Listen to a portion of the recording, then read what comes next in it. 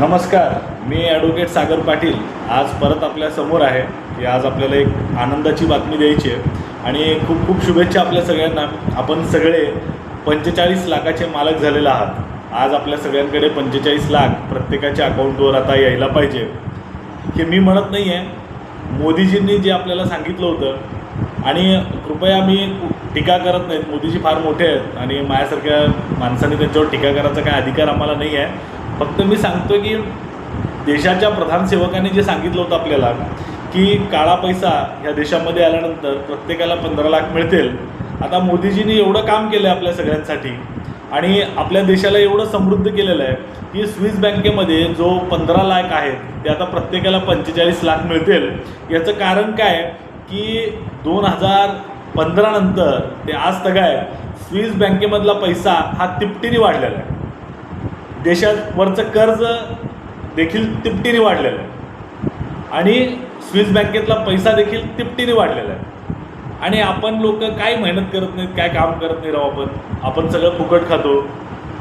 एवढं सगळे पुढारी लोक मेहनत करायला लागलेत. एवढे लोक जे बिझनेसमॅन आहेत ज्यांना लाखो करोडोंच्या जमिनी मोफतात, ते सगळे बिझनेसमॅन नाही बरं का. आता त्यात पण क्रोनिक कॅपिटलिस्ट हा वर्ड रेटून आता वापरण्यासारखा झालेला आहे.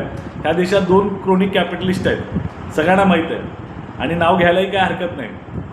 त्या क्रोनिक कॅपिटलिस्टनी आता मुंबईमध्ये धारावीवर कब्जा करायचा ठरवलेलं आहे त्यांनी आता.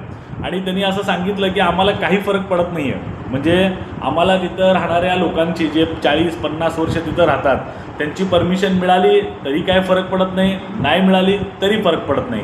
आमच्याकडे 50% लोकांचा मी बरोबर काळाबैरं करून परमिशन घेतलेली आहे.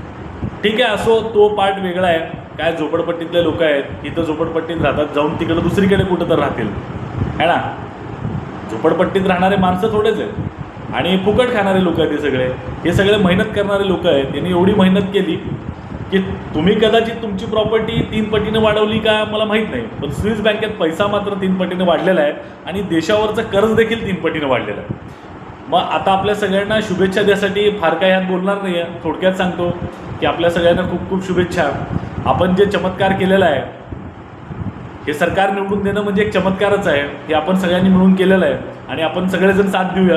मीडियावाले तर ह्याच्यावर काय बोलणार नाहीत, मोदीजींचं कौतुक करणार नाहीत की त्यांनी आपला पैसा 3 पटीने वाढवला म्हणून. आपणच कौतुक करूया एकमेकांचे. चला, खूप खूप अभिनंदन. भेटूया, बोलूया, मजा करा.